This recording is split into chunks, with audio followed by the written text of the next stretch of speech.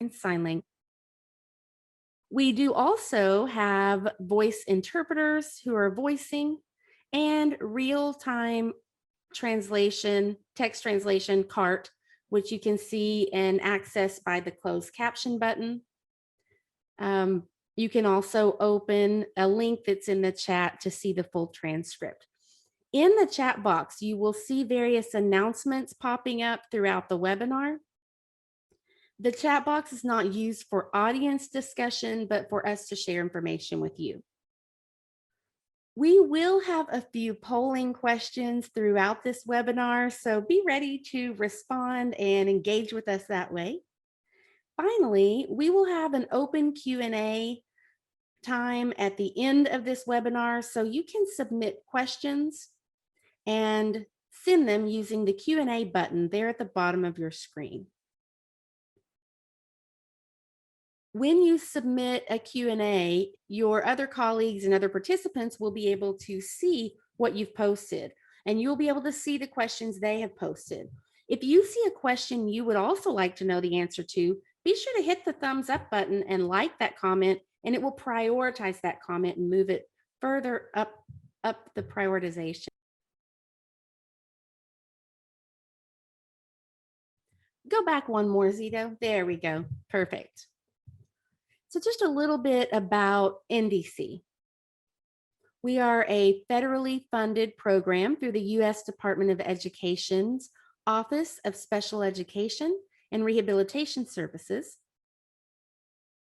Our goal is simple. We want to reduce the gap you see here, that is the employment and education gap between deaf people and hearing people. And we do that through evidence-based strategies and research.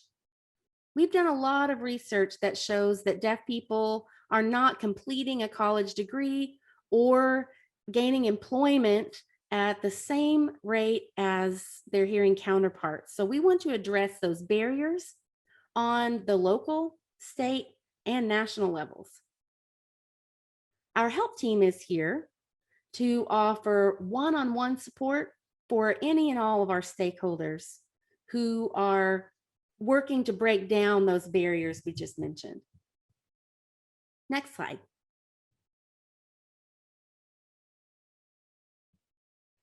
So for today's webinar, we have specific objectives we are aiming to reach. One is related to data and information. We had students who have participated in our previous panel, and they have shared their experiences, how they have navigated their educational journey during the pandemic. Remote life is very different, as we know. So we will be providing an overview of what effective communication means, and we will go through the 4 different parts or strategies of some effective communication using face masks, remote services, media accessibility, and finally, assistive listening systems, or what we call assistive listening devices. So we will go through those 4 strategies to ensure you can still provide excellent access, whether you're remote or in person. As a reminder, we do have a Q&A session at the end. So as we go through these various strategies, anytime you think of a comment or a question, you can send that at any time. You do not have to wait until the end of the webinar to submit those questions. All right, moving on, you can see a poll. So before we start talking about those strategies, we would like to learn a little bit more about who's here today. You can see a poll populating on your screen, and it asks, which of these describe you best? Are you a deaf student, a higher ed administrator, a disability services professional, an assistive technology coordinator, or maybe a service provider? That could be an interpreter, speech to text professional, or an instructor, or maybe other. So go ahead and choose the best one to tell us who you are.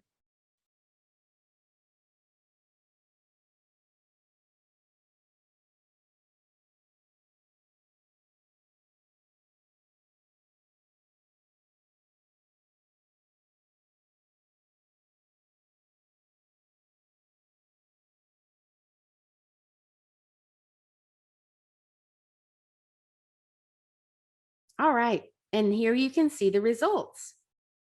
We see that we have, oh goodness, about 70% of you here are disability services professionals. And we don't see any deaf students with us today, but there are a couple of administrators here, a few assistive technology coordinators, several, so I see 16% of you are service providers.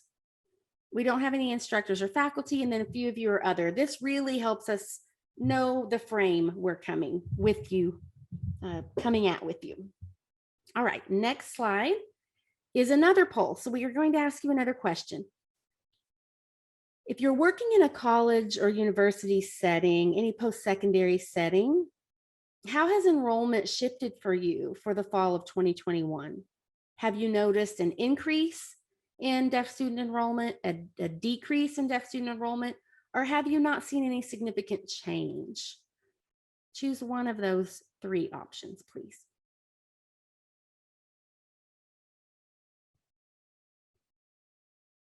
While you're doing that, I would also like to mention when we use the word deaf, it applies to anyone who identifies as a deaf student. They could be deaf, hard of hearing, late deafened, hearing impaired,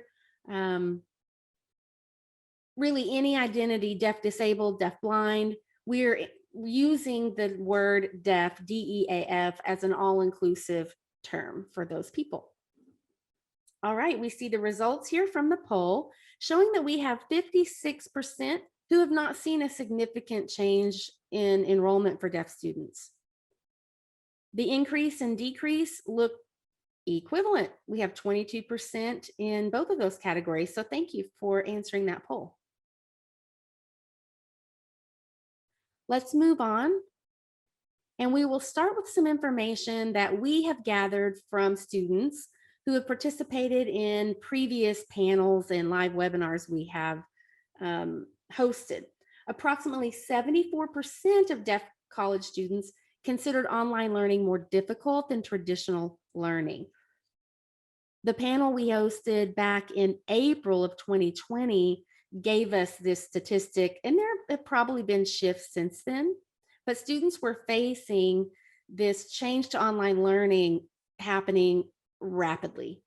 So they missed the opportunity to have conversations with DSS professionals. And it was important for us to keep that in mind when we're planning for the future. This is a quote from one of the students who felt like they didn't have an equivalent access to what was happening on campus. And they said, I have had to have patience. A lot of the information was just put online in audio files.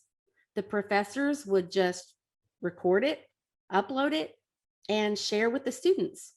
They had immediate access, but that left me out. So this quote is a very common complaint we saw from students, and a concern that students were not included. They were not provided ASL interpreters. They needed tutoring services, but experienced barriers when we shifted to online. And so many indicated that they were worn out and frustrated from the process of that shift that happened during the beginning of the pandemic. Students indicated that they felt like they were a burden and they didn't want to feel that way. And so we want to provide you, deaf student services professionals, tools to help alleviate that. Okay, it looks like we went one too many. There we go. Our help team, when the pandemic hit, had such a major increase of questions and help requests. We had about 242% increase from 2019. So compared to how many people usually reach out to us, it more than doubled. From those requests, we noticed a trend in some common questions that showed up. And you can see one of those is technology, internet speed, the platforms or learning management systems, LMSs that were used, the video conferencing platform that may or may not be accessible, and then just simply not knowing how to set up or use some of that technology. Students or service providers didn't always have the appropriate equipment needed, whether that be a microphone or appropriate camera. So those were all related to technology concerns. Then we also had delays in access that became a concern. And we found that students were frustrated with the turnaround time that it took to get an accessible pre-recorded lecture. It wasn't available with captions or ASL interpreters in a timely manner. And some schools were just simply not prepared for the transition they were forced into. And it caused a delay with students getting access to their courses. Auto captions was another common barrier that we noticed. A lot of schools were relying on auto captions, but the error rate is so high, it does not capture all of the information correctly, and it is inaccessible. It's completely subpar in terms of what's provided to the student. And then the student is confused and trying to figure out what's an error and what is actually being said. You know, sometimes faculty and staff will just use auto captions without ever asking the deaf student about their preferred accommodations. And they didn't want auto captions, but that's just what was used automatically without giving much consideration to the student. Another barrier we noticed was faculty resistance and awareness. You know, providing the pre-recorded lectures with full accessibility features such as captioning and interpreting, that was a challenge. Getting those materials in ahead of time so that they could be given in a timely manner was difficult. Like the quote said, a lot of people just tried to move forward without giving consideration to access. Many people aren't familiar or have never had training with how to manage online classes. Just the simple turn taking that happens in class, how to use raising your hand or pinning the interpreter, different features that platforms have that could help with accessibility. Many faculty were just not familiar or aware of those. Let's look at the next slide.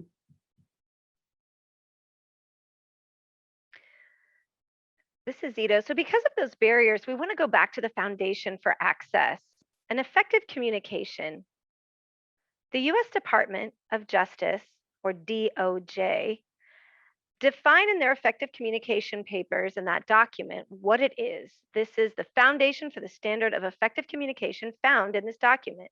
And it is critical for deaf students to have effective communication and have access to their college experience.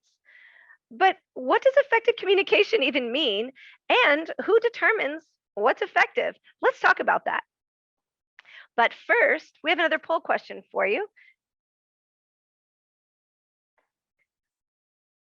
So when accommodations are determined, who ultimately decides what's effective communication? I wonder what all of you think.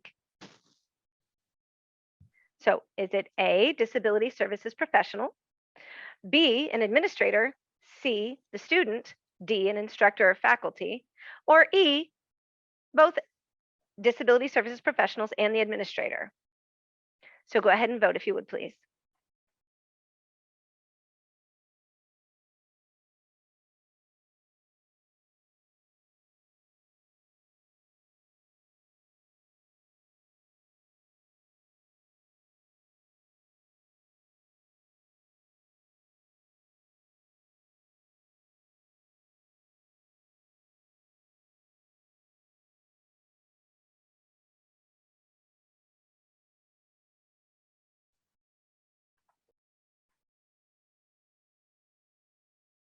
Very interesting. Okay. So what we see here is the majority of you have voted. 84% of you have said that the student determines. Very good. Let's go ahead and take a harder look at effective communication and dive into that. Next slide, please.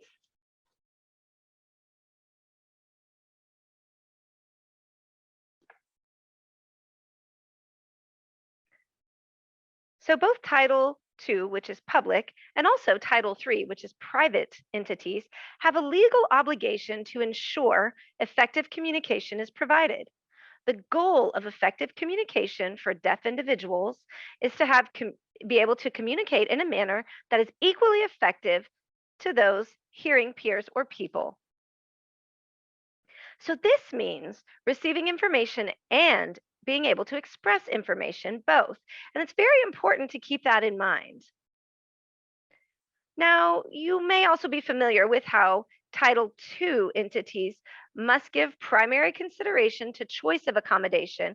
However, Title III entities are encouraged to consult with the deaf individual to determine what accommodations are going to be most effective. However, in both cases, accommodations must be effective. It boils down to that. It doesn't matter who decides, it boils down to effectiveness. So to answer to the poll question, you all were correct. Who determines is the deaf student, because it's a subjective experience, and that's such an important consideration to be mindful of. There are several OCR cases that determine that it is a subjective experience for those deaf students. So this is why we at NDC strongly encourage using what we call deaf-centered practice or approach. So when you're discussing effective communication and what that means or what it looks like, consider that person's experience, their perspective. That's the most authentic way to truly understand the barriers they face and the challenges that they experience on a daily basis. So work together in a partnership to develop those solutions and different approaches to break down those barriers and address those challenges. Next slide.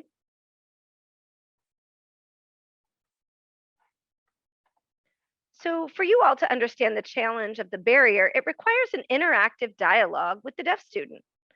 It's vital that disability services professionals understand the deaf student's perspective, and they're on a spectrum of both hearing loss and communication needs. Accommodation options should therefore be considered on a case-by-case basis. It's not a one-size-fits-all approach. In fact, deaf students come from a variety of different backgrounds, different experiences, related directly to communication and accommodations. So this is why it's so important to consider their perspective during that interactive dialogue, and also just be open to a kind of trial and error process. For example, some deaf students come into college without any prior experience with specific accommodations. And also, accommodations may shift and change or evolve over time. It may depend on a different class or a different setting. All classes differ, so those accommodations may also differ. It's important to be flexible. Next slide, please. NDC has what we call interactive process tools. These are a great resource to learn more about the deaf student's experience and gives you options on what types of questions to even ask. So we have a checklist and some sample questions that'll kind of just walk you through a discussion with deaf students about what impacts them, what accommodations may reduce barriers for them. One approach that we want to avoid, though, is the over reliance upon students' documentation. For example, an audiogram. Now, many people don't understand that an audiogram is performed in a soundproof, quiet space.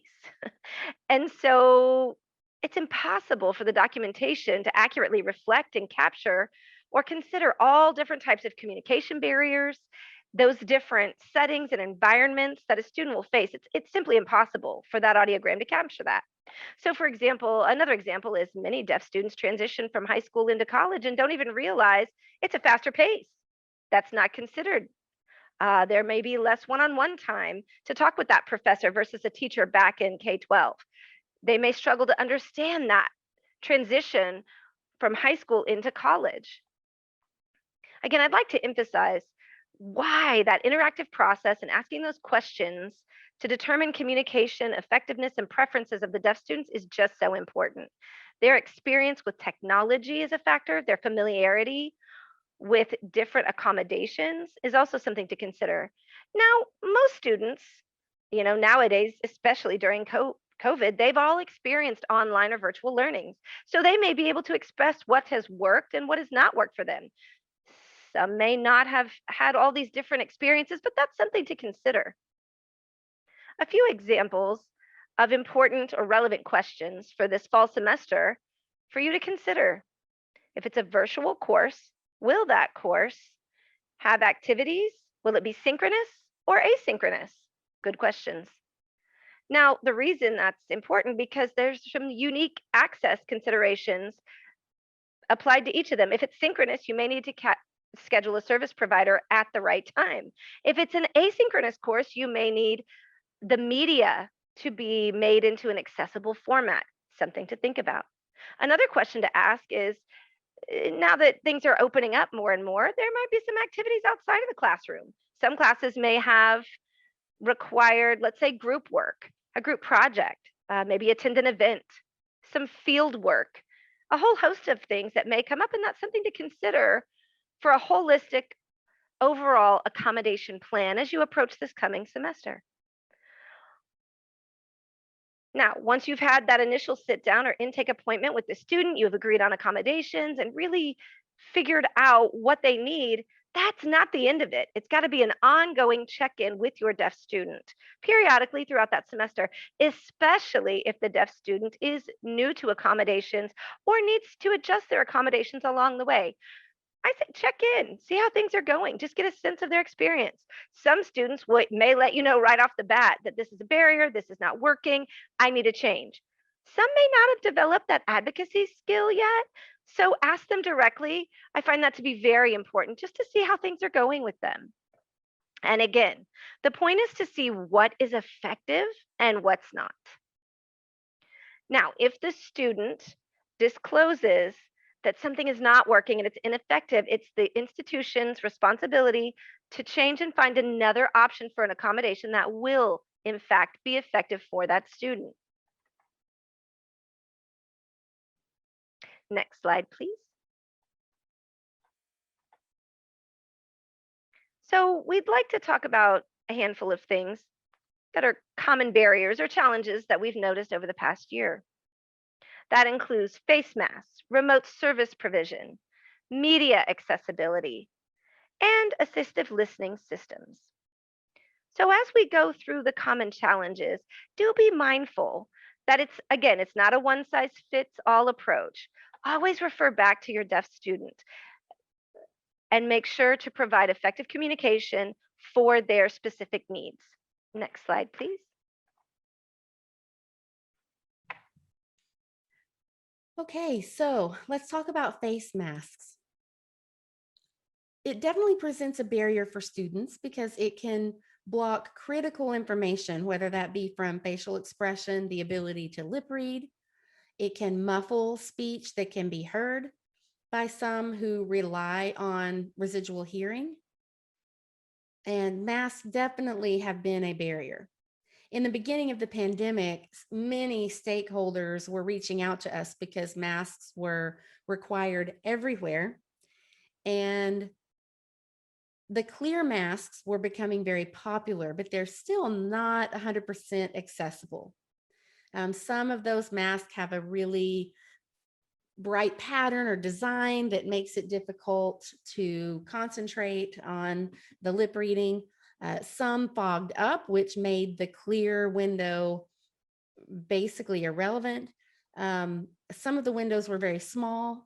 And so just realize that clear masks are still not accessible.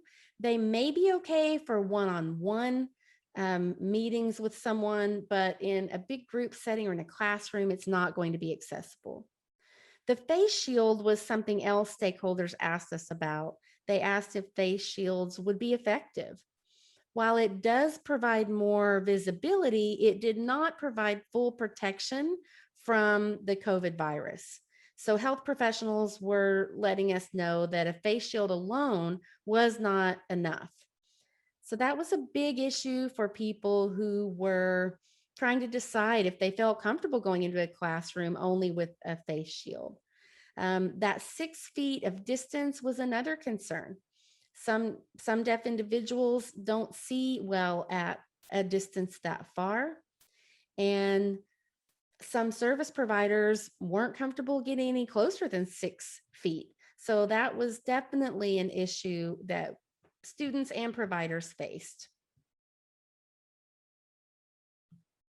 Okay, so some strategies that we've learned working with masks. First, check with your campus and know if the campus requires masks to be worn. Maybe sometimes they're required in specific rooms and not in others. Maybe some rooms have a limited number of people who can be in a particular room. And then check with the faculty, with the service providers to see if they're comfortable using particular types of masks. If they insist on wearing a mask, then look at other options for accommodations because masks will continue to be a barrier. It's important to discuss with the student what they prefer as well, that if masks are going to be used, that remote services might be a better option, remote services where the providers aren't needing to wear masks. And we'll talk more about remote services in a moment because it is an option. If there is a deaf student who is not a signer, then they may depend on the type of mask that they are comfortable using. The faculty or service providers all have to be in agreement with that though, because it's the faculty and service providers who need to wear those accessible masks. Another option we've seen some schools do, they've moved classes outside. And I know that's not an option everywhere, but thinking outside the box is just something to begin thinking about. What are some alternatives? We could also think about meeting in separate rooms, all being on campus, but being divided in different rooms and meeting through video. I was, again, really impressed with the people who decided to take their class outside. I know weather permits and temperatures definitely play into if you're in an area that can do that or not. But I do ask you to be open-minded and creative when thinking about accessible options.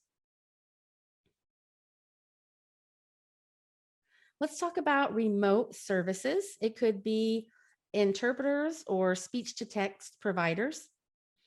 Both of these service providers can be remote. They're not only in the classroom. Sometimes they could be in the classroom, one in the classroom, and one could be remote. There could be both happening at the same time. So let's go through some of those scenarios a little bit more in depth, but just realize that remote services isn't a one size fits all. There are different ways that that can be done. You can also have a hybrid approach of having both remote and in person on various days or depending on the need. Regardless of how you use remote services, scheduling in advance is critical. You cannot wait until the week that school is starting or the day before school is starting and try to get all of those accommodations in place. You know, Zito just mentioned meeting with the student well in advance, looking at each class. Maybe one class is a completely different environment and setting compared to another class. Maybe for one class, remote services will work well, and for another, it won't. So those things need to be planned in advance. Capitalize on meeting early so that during the first week of class, that student isn't starting off with a delay and starting off missing that critical information that's given during the first week. I'm going to give you some ideas of some strategies, and hopefully it will kind of spark ideas for you and help you get an understanding of where to go. There are so many variables we have to consider when providing access for such a variety of students. Let's look at the next slide.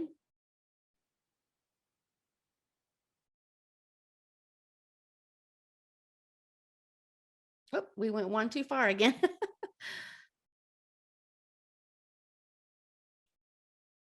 There we go. Okay, so with video remote interpreting or VRI, actually, before I get into VRI, remote services can support many things, not just the classroom services, but can provide services for a last minute need, either an interpreter or a speech to text provider. Like I had just mentioned, maybe the classroom is limited. There can't be any more people in the classroom, but remote services could work out so that the provider can be remote, or maybe the student could be remote and the provider is in the classroom. If you have a provider who had a last minute cancellation or someone is sick and having to stay home, remote services can be a fantastic solution to fill in those gaps. Remote services offer a consistency. Students may want a particular provider that doesn't live nearby, that isn't in the area. In that case, a remote interpreter can provide that consistency that the student is looking for. Some of you may live in rural areas. Your schools may be in a rural area where your options are more limited, and providing remote services broadens your options. Remote services can be provided for people who have concerns with other high health risks and students who may not want to go into the classroom. Maybe classes are beginning to meet in person, but because of health issues, they are not comfortable going back to class yet. The student could join the class remotely if they're not comfortable yet being around people. Maybe they weren't able to get vaccinated for whatever reason. The students can be remote while everyone else is in the classroom. So think about the ways remote services could support all of these variables we come across. Remember too that remote services must be accessible, equivalent, and they must be qualified providers. Always check in with the student periodically throughout the semester as the weeks go by to make sure everything's going well. If it's done the right way, remote services can be very successful. Let's talk a little more about VRI specifically. It's a fee-based interpreting service. It may be someone on the school's staff or another entity or business providing interpreting through the screen, through video. The nice thing about video remote interpreting is students can really find a provider that fits their needs well. You can find an interpreter who may be competent in a particular content area that is difficult to find, something highly technical, or fields where very specific knowledge is beneficial when the interpreter has a particular type of knowledge. So finding someone remotely is often much more easy. Now, I want to differentiate VRI and VRS. VRS is Video Relay Service.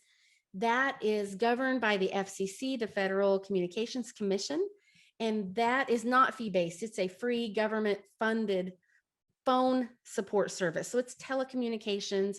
It's what deaf students use when they're making a phone call. It is not to be used when students attend a class. It also doesn't provide effective services to that student because that VRS provider is not in the classroom. They don't see what's going on. They're not familiar with the content. The student has to manage the entire call. And the audio connection is often a challenge with VRS.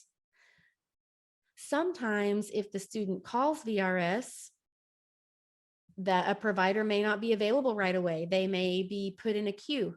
And during busy times where a lot of people are calling, providers are all working, and therefore deaf people trying to make a phone call are put in a queue, sometimes for as much as 30 minutes.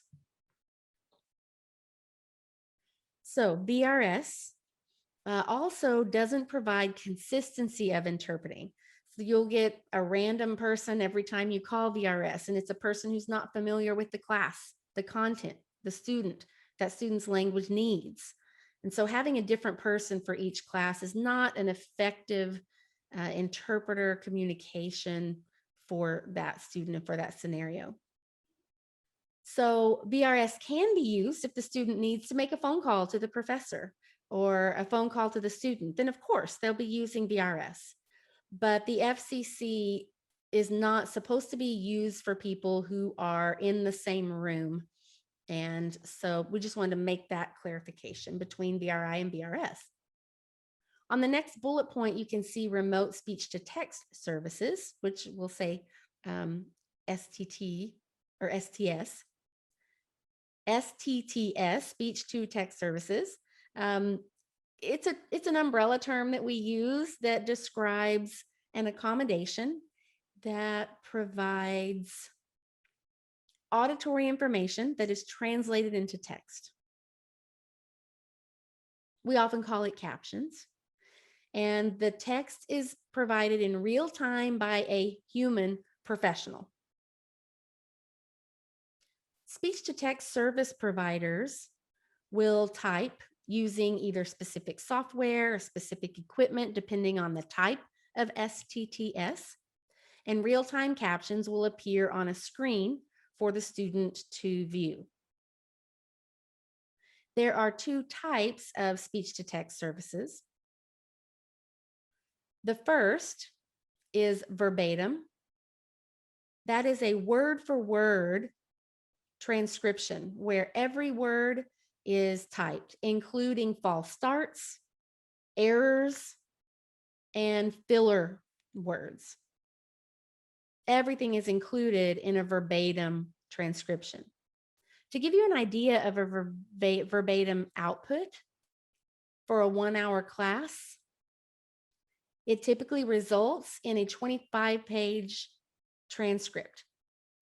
That's how many words are in a 1-hour lecture. The second type is meaning for meaning. It depends on the proficiency of the speech to text service provider.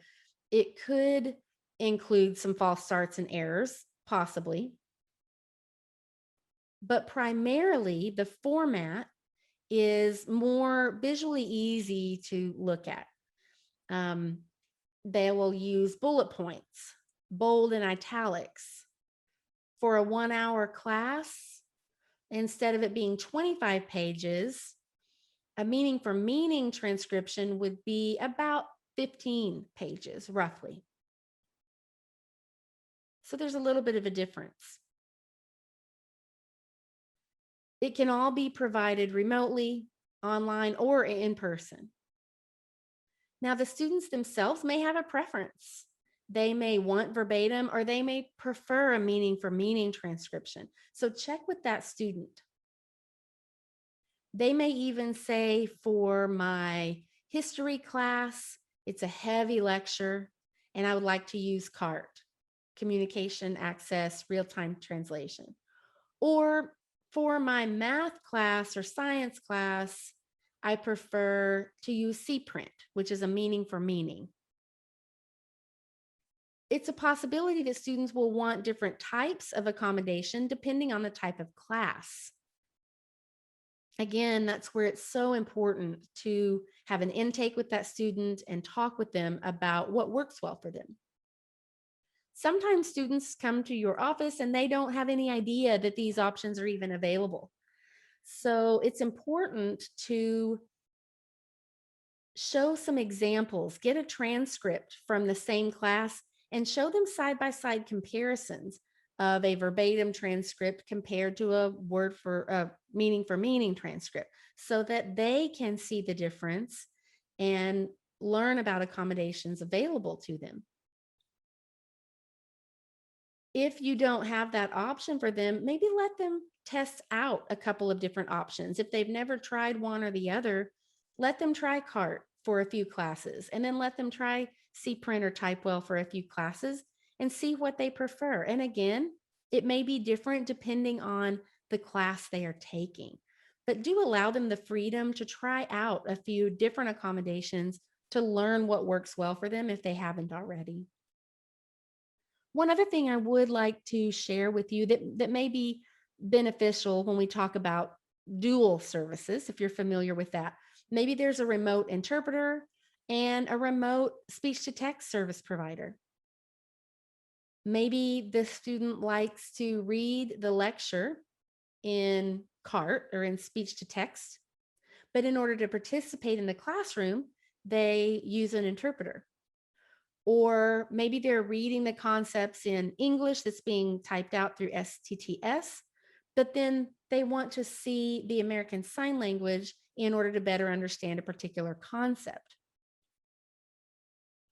Online classes or online service providers are great backup plans in the event that an on-site service provider can't be there. Speech to text can often be a good backup if an interpreter cannot be there on a particular day, and vice versa. But again, check in with the student. But we really encourage you to consider all of these different variables in terms of what the student needs are and what types of classes they're taking. Let's look at the next slide.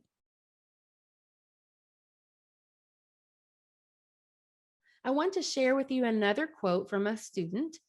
During one of our panels, this student experienced frustration not accessing everything they really needed because the plans weren't put in place ahead of time. The student said there were a couple of times where the audio quality coming from the professor was so bad that the captions weren't picking it up. So I would use VRS and an interpreter. I basically spent the first 20 minutes of class trying to get my access set up, and I'm missing all of this information in the meantime. It was super frustrating. That's an example of auto captions being used in a class, and it was not effective for that student. Maybe the student wasn't aware in the beginning that it was auto captions. There could be a technical issue going on, but the captions were not clear for whatever reason. So check in with the student, follow up, and have a plan. This student did follow up, and they found out that it was auto captions being provided, and they just are not effective communication. They're not an effective accommodation.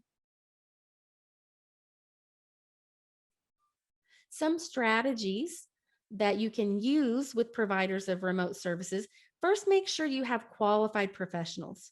As I mentioned earlier, some students really see that a provider may have a background, a specific technical knowledge of terminology that will be beneficial and allow them to provide the best quality interpretation for that class. So it's important to find a service provider who's qualified, who knows the appropriate and adequate technology. Find out if you're using an agency or staff. Find out about their background. What is their training? What certifications do they have?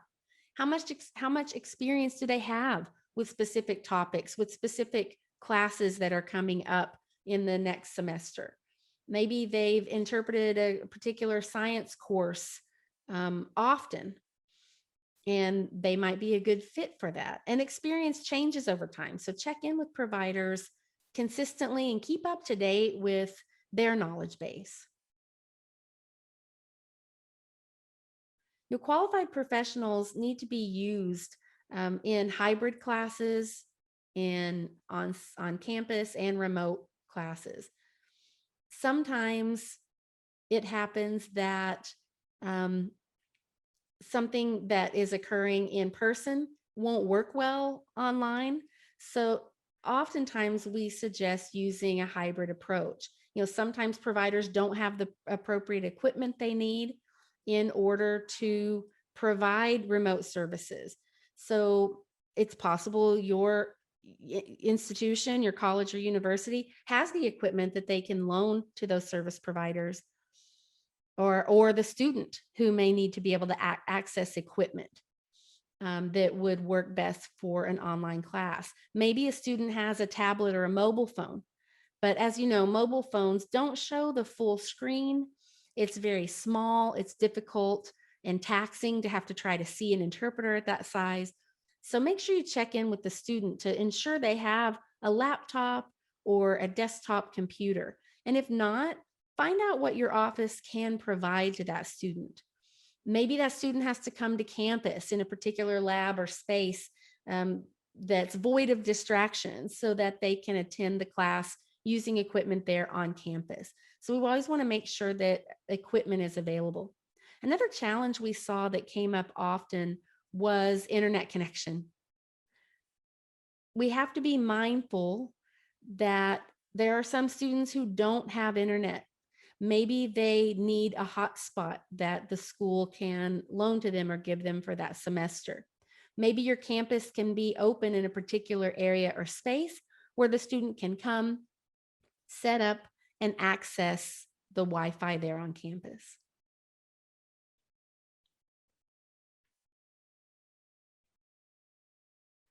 Something else related to the internet is broadband use. I know many campuses have set a limit of broadband use for each student per academic year or per semester. If that student is using remote services, it is going to run through that broadband limit in no time at all. So make sure you increase their broadband access for accommodation purposes. The students should not incur any of the additional fees that come to the school as a result of increasing broadband. So you want to make sure that your campus broadband and Wi-Fi, that office is aware of what limitations are there and how to work around those limitations. So it's important to work within your system at your university or college to make sure that those limits don't impact and restrict student accessibility.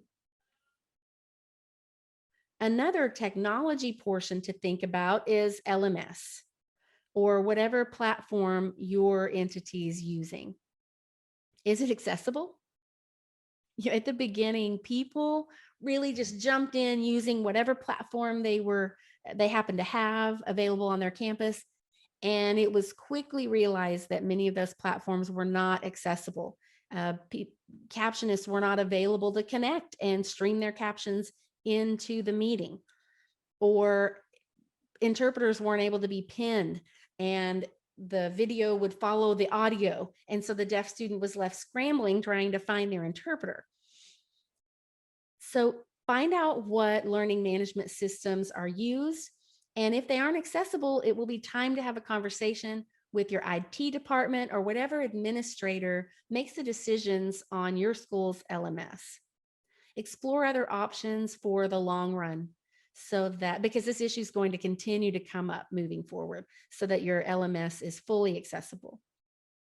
Another piece of this related to technology, internet connections, and so forth, is that sometimes one device can't handle everything that's happening. The LMS, so the actual classroom, and the caption streaming in, and the interpreter. So sometimes separate devices have to be used. Or the student may not be able to get into the classroom and access captions there. So they have to open a separate browser window in order to see the captions. And I'll show you some of what that looks like in a moment. But it may require a separate screen or a completely separate device. So again, work with the student, work with your IT department to figure out what needs to be in place in order to make accommodations happen. You see here it says campus connections. You know that the IT department can be your best friend. Any questions related to platform use, any types of equipment that you need to order, any purchases, you want to make sure you're connected well to your purchasing office.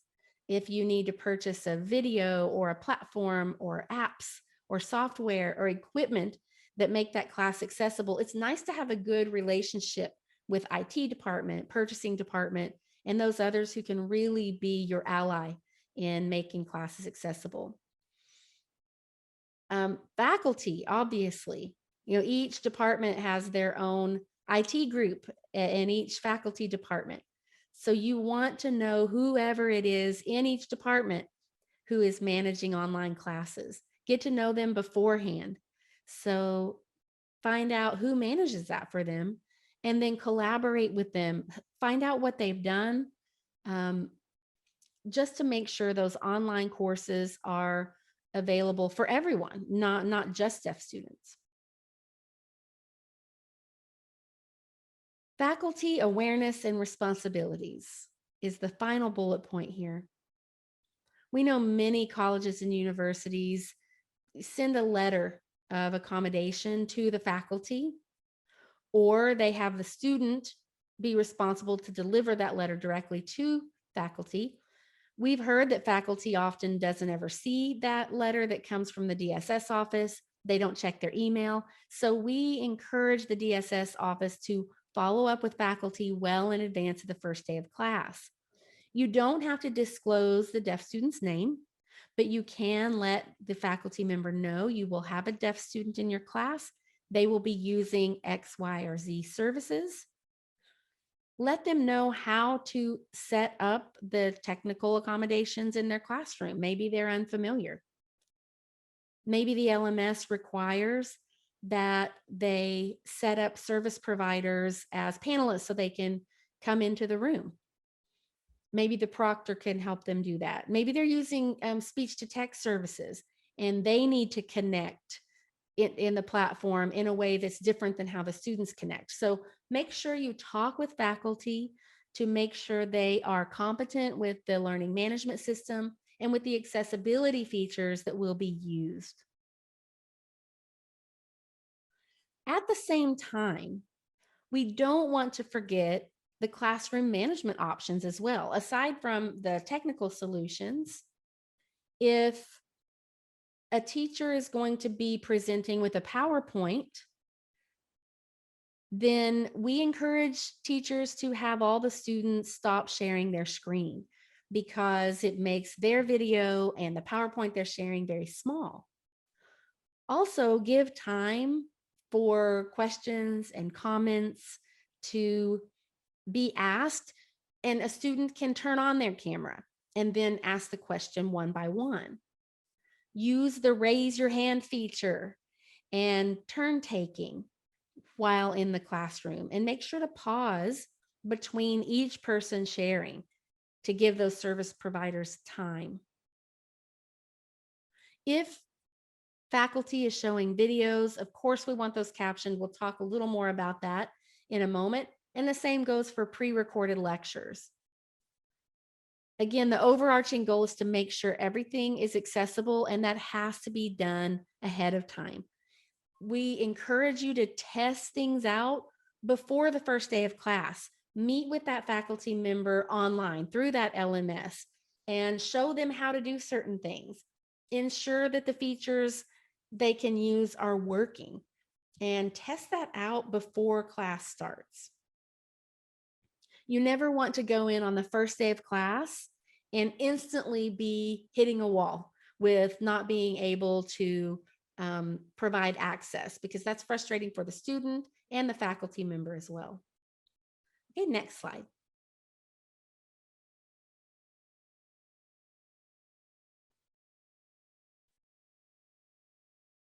Right here, just briefly, I want to show there are 4 images here that talk about remote services setup option. In the top left corner is in-person plus a remote provider. And that could be an interpreter or speech to text. At the top right, it could be online, just a one screen with a presenter and service provider sharing a screen. And again, when I'm saying service provider, it could be transcription or an interpreter. At the bottom, we see separate platforms using a split screen. That uses 2 different browser windows, one to access the class and another to access the service provider. At the bottom right, it shows using 2 separate devices.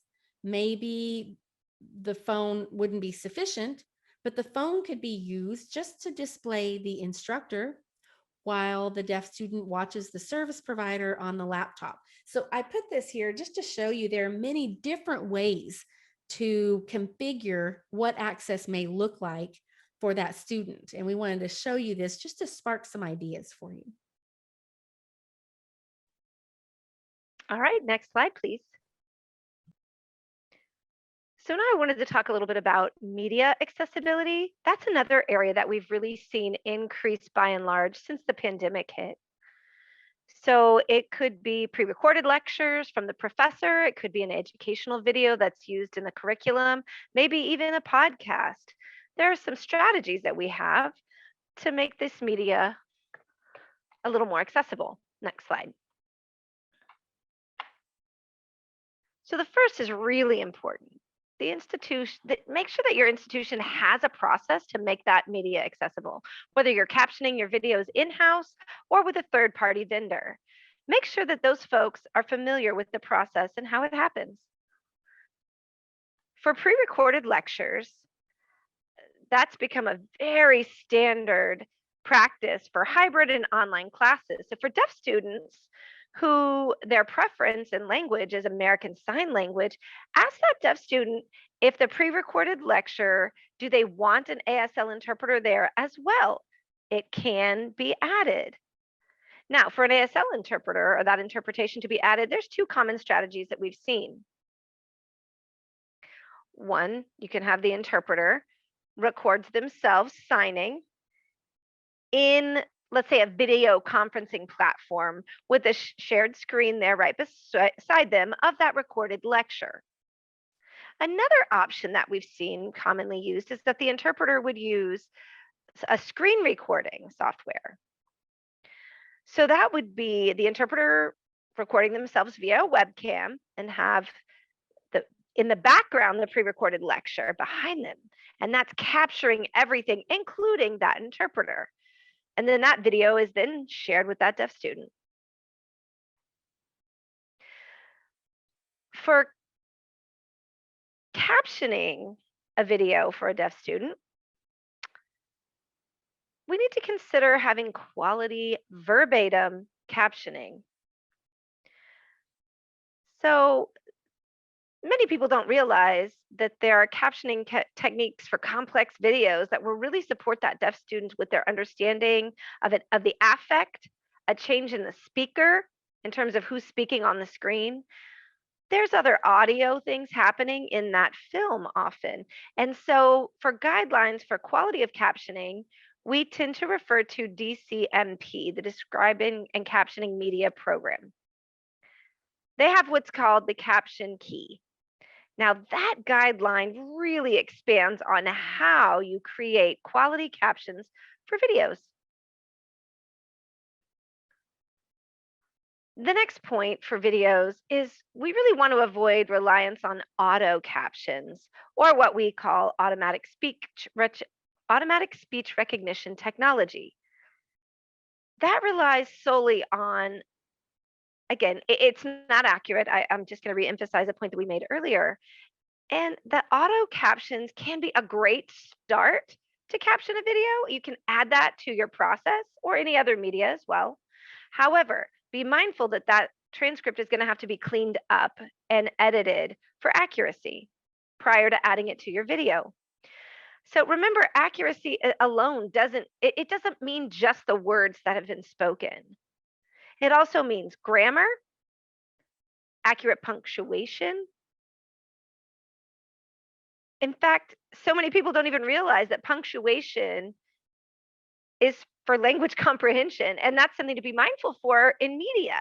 Because again, like I say, auto captioning just goes straight through the words that are spoken, no punctuation. And quality captioning will also capture other audio content, not just those words spoken. So there's some features of quality captioning. Again, refer to the DCMP guidelines for additional information.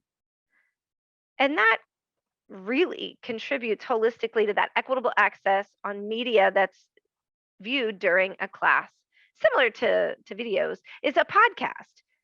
There can be a transcript that's developed for sure. And that transcript should also include the same features of quality captioning that I mentioned, not just the words spoken, but also try to identify a change in speaker or any other audio stimulus that is audible, it makes it equitable, and that's important in those transcripts. Next slide.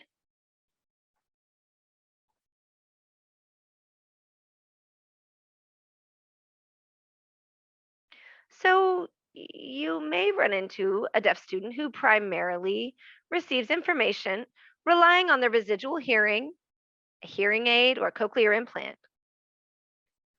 So that's where ALS or assistive listening systems may support them. For example, an FM system that can support access for some students in their auditory information. And it reduces the background noise, really helps them increase their focus on the spoken information. ALS can also enhance the quality of the sound, especially if your classroom and the professor, a lot of those students are wearing masks, and we know that masks really muffle sound of a voice, and it reduces the voice projection as well, which then means an FM system for a student who needs one can help support access to that auditory information. Next slide.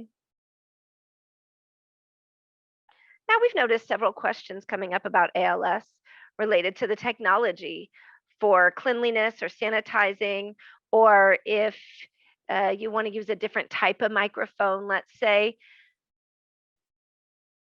So the devices can in fact be cleaned and sanitized. It's important to follow the manufacturer's guidelines on how to do that appropriately. So it could be, many devices can be cleaned simply with a disinfectant wipe. You can just wipe it down and that cleans it. Microphones, however, are a little bit more complicated in terms of sanitization because you can damage the membrane in that mic, and you don't want to do that because then it will render it useless. So some challenges that we've come across is that professors didn't want to share a microphone, like a lapel mic, for example. Now, if that's the case, maybe consider doling out and assigning a professor an individual lapel mic for that semester for their use. Another option is maybe a tabletop microphone. And so it doesn't have to be on that person. It can be strategically placed in the classroom in order to pick up the different speakers in that room. Again, it really depends on the size of the room. That's something to be mindful of when making that decision, but that's something to think about. You'll have to investigate your system and see if it allows for multiple microphones to be hooked up or a tabletop option. Now, finally, it's important when using an ALS, you've got to provide guidelines for instructors because many don't realize they have to turn it on and off, and it's not really intuitive often when it's on and off. So it can be awkward when deaf students are picking up a personal conversation, let's say that was meant to be a one-on-one with another student, because the professor forgot or didn't realize that it was still on and picking up that sound. Many also don't realize turn taking is an issue, or having to repeat the question if it comes from the back of the classroom. Let's say it's an auditorium style lecture hall with one professor having that one mic. And for instance, a student way in the back of that auditorium asks a question, the mic is not going to pick that question up. The professor may need to repeat that question so the deaf student has access to the question. Our ALS 101 guide has tips and tricks. There's a tip sheet for professors that you're more than welcome to share at the beginning of a semester so they have access to that information. Next slide.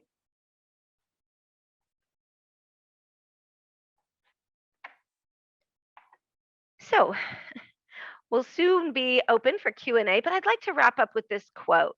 This quote's from a keynote presenter from Higher Ed Reset. It was a leadership summit. And Michael Crow made this statement. And what he said was, we will never go back to normal. We're going to start a new normal.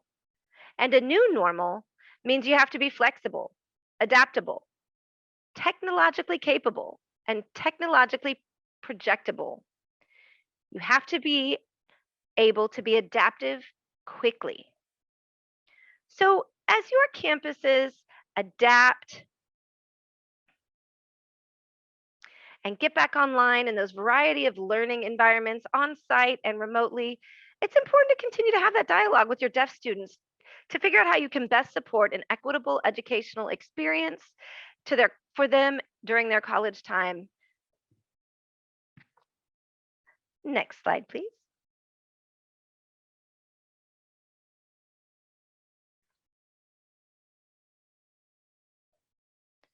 So we're going to go ahead now and open up this time for Q&A. You may have been using that Q&A feature via Zoom. So what we'll do now is we will take our PowerPoint off the screen and stop sharing that. And if we don't answer your question, please do contact the help team, reach out to us for any support or resources that we can provide after this. We are more than happy to do so at any time. One final comment is that we do not provide legal advice. So please do not consider this any sort of legal consultation, just some tips for you all.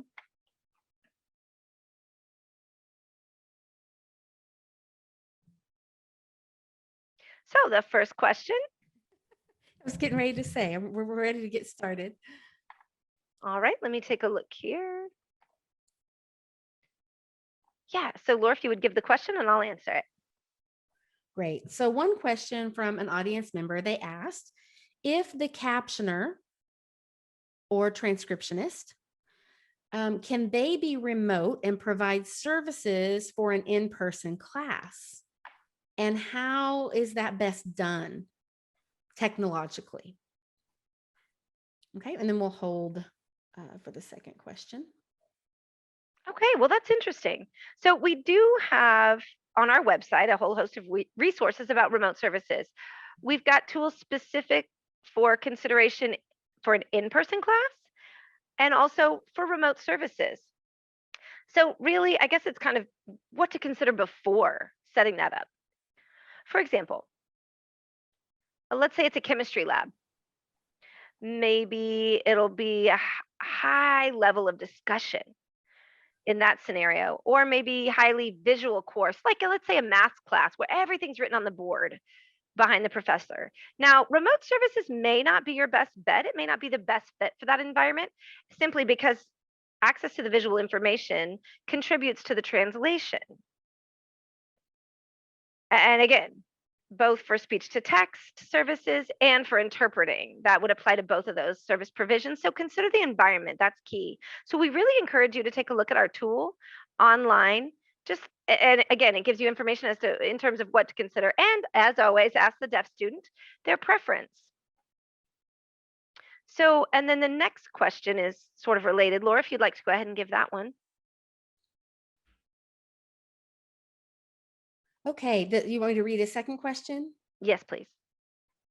The second question is, how would you set up remote interpreting services with a hybrid class? What would that look like? And what are the limitations? All right, so hybrid brings up its own set of challenges. So whether it's a deaf student is in the room, are they virtual, or is the service provider in the room, or are they virtual? Lots of moving pieces. So you may have to bring in both to have that discussion before deciding what's going to work out best. You know, sometimes having the service provider in the room is best for, again, like I mentioned, a visual access or for even audio access. Sometime online provision may be best because they can take their masks off if it's a sign language interpreter, and if there's no highly visual information, maybe it's just a straight up lecture, why then I think it might be easier to make that accommodation online. So again, I'd like to reiterate, a hybrid class, you really need to know what type of class it is and what type of deaf student you're working with, right? So are they really well versed with navigating that? Or can they understand what's happening while they're in the room? Are they fine with missing on some information or some of that visual? So let the deaf student lead that where they want their service provider. It may be best to have them beside the professor and on camera, the service provider. So again, lots of moving pieces, lots of things to consider.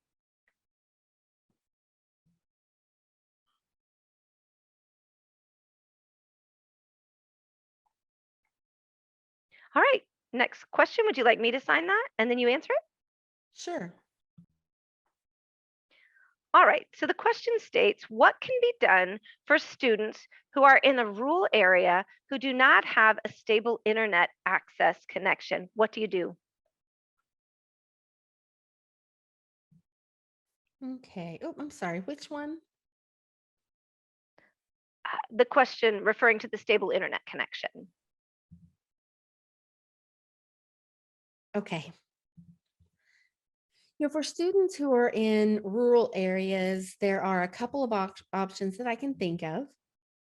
One of those is work with the student to see if, um, and the school, to see if you can get a loan to them for a hotspot. And then they're able to access their online classes by connecting their devices to that hotspot.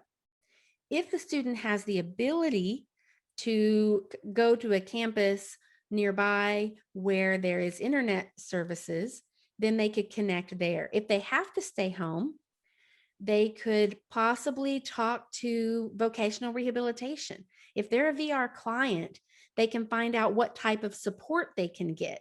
There are free internet services that are provided by some providers in these scenarios. So check in your area to see what's available and encourage the student to connect with vocational rehabilitation services in order to get that. So there are several options to think of when you're trying to resolve any type of ability a student has or a barrier they have in connecting to the internet. And I also encourage you to work with your school to find out what can be provided to that student to allow them to access the internet.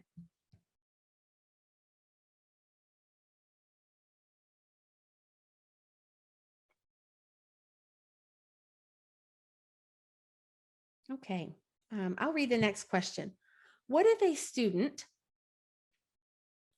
decides that whatever communication access is happening isn't working for them? What should we do? Wow, that's a great question. So the first thing is to invite them back into your office and have some more interactive dialogue. You know, remember that process never ends. It's an ongoing process.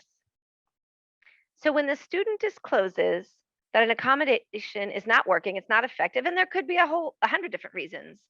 For example, maybe they feel like the interpreters are effective, that interpreters are an effective mode of communication, but that particular interpreter is not qualified, or they are not using the type of language that works for them. So it might be just the interpreter specific versus that accommodation. Or maybe there was a temporary accommodation and that one didn't work and they need to transition over to another one. So again, just sitting down and coming to an agreement in terms of what other options are available and choosing one that'll work.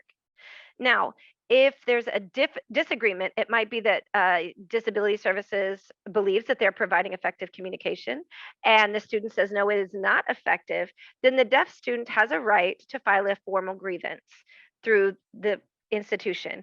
And if there's still no resolution found, they also have the right to submit it to OCR, the Department of Education, the Office for Civil Rights. They can file an official grievance there as well. You know, and again, I'd like to reiterate there are some precedents that do, in fact, state after the investigation, they have found the effectiveness of the accommodation. Historically, they side with the deaf student. They will refer back to their subjective experience. The quality and the effectiveness of the accommodation is what they're going to side with. And so it's really just about building that rapport with your deaf student and understanding their perspective, their experience, and just going back to what other options you have. What are they open to trying? So that I think in a nutshell would be how I'd respond to that. Next question.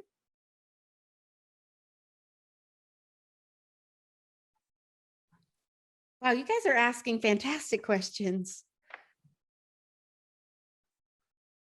All right, so this next question, we're seeing more and more students with Bluetooth hearing aids that can't use an ALD technology for personal and built-in technology.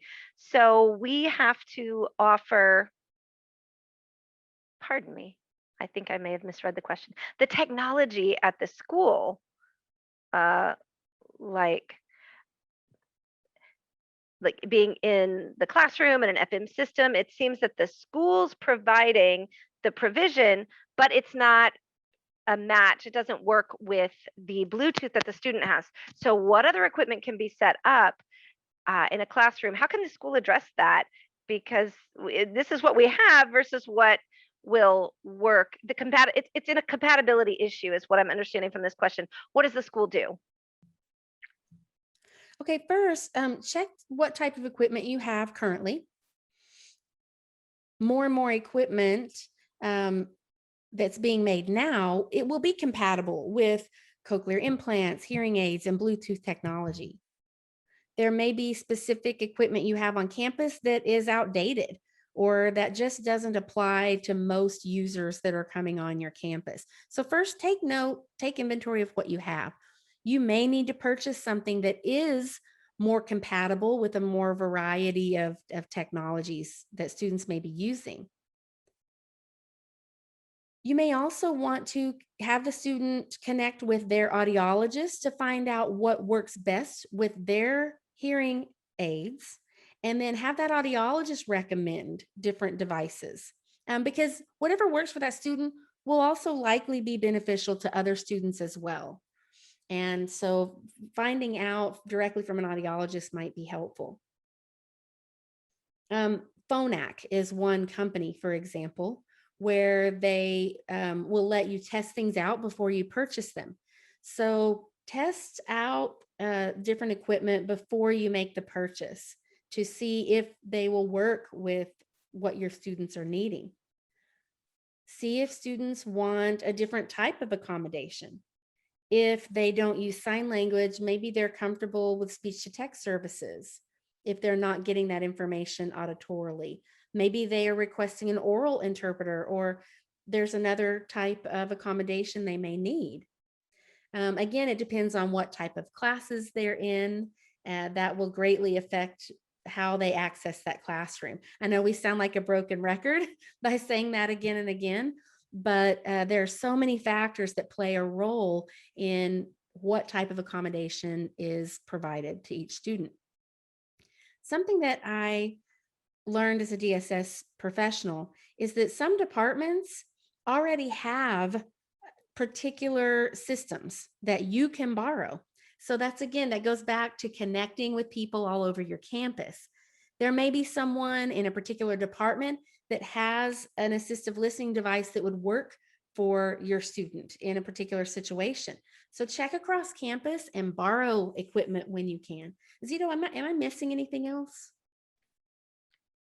No, I feel like the emphasis, of course, is going to the expert. The audiologist knows the equipment as well and what is compatible with the device that that student has. And some other strategies that I may have seen as well.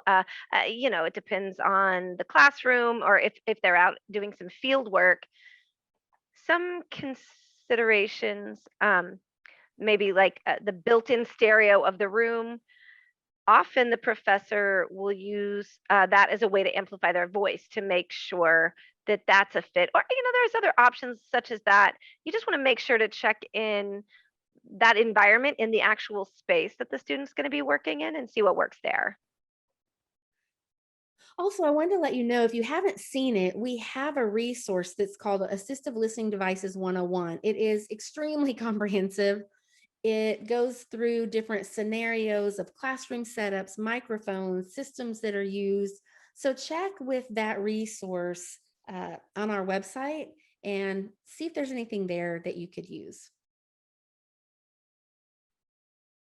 Okay, the next question here. Yeah, I'm looking at the time. I think we have time for one more. I'd say one more. Sure. Okay. Can technology like Otter AI or Ava, for example, can those technologies replace a CART provider? All right. So let's first go back again. How we answer most questions is go back to the deaf students. If you remember back to what we had mentioned. They determine what's effective and what's ineffective. And so what we know about ASR software, much like Otter IA or Ava or other apps such as those, they all kind of do the same thing. It's the technology. It's kind of unpredictable. Honestly, it's not reliable. It's inaccurate, nor is it effective. And so for a deaf student to try to access education through one of those apps, gosh, it really creates more barriers than breaking down or removing the barriers that we're trying to address in the first place. So, to reiterate, a deaf student should be able to tell you what's effective for them. And sometimes ASR can be beneficial for impromptu, spur of the moment meetings with an RA, let's say, or an instructor just there at the last minute to have a conversation. Sometimes ASR is kind of a gap stop if you need it, but it's not recommended for the classroom environment, whether you're in a classroom in person or in an online virtual setting. And again, ASR has benefits for other things like creating the first round draft that you could later clean up for captioning. Absolutely use that for your first draft. But we see so often that deaf students are being provided with ASR in a classroom and they are not getting equal access. And that goes back to the foundation of effective communication.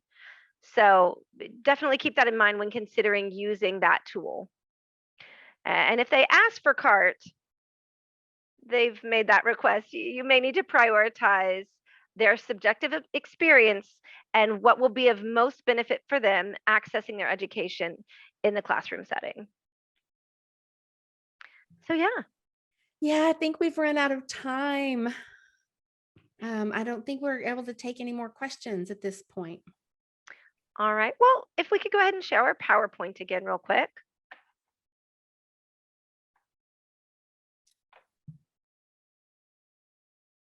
All right, here we have a live panel discussion coming soon with some disability services professionals and their experience providing support and access to deaf students on their campus, especially now that we're looking at the reopening of many campuses. That is happening on Tuesday, July 13th at 2 o'clock. Registration is available on our website, nationaldeafcenter.org/events. You will see on that page, it shows previous webinars and panels. So if you have ever missed anything, you can go and watch that recording, but I hope you can join us in July.